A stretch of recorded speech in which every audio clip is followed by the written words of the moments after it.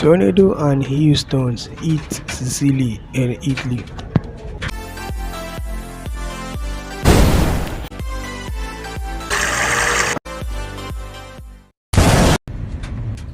Real apocalypse in Italy. Tornadoes, hailstones and floods hit Sicily in Italy. Bad weather has brought the island of Sicily to its knees. The tornado and hailstones also hit other areas of the region.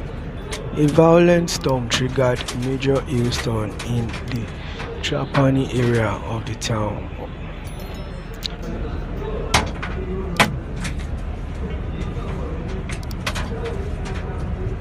People were blocked at the Bulgaria station due to the blocked railway traffic in the province of Pala.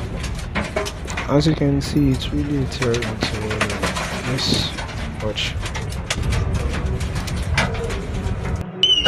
The storm took a lot from them, damaged their houses and all the stuff.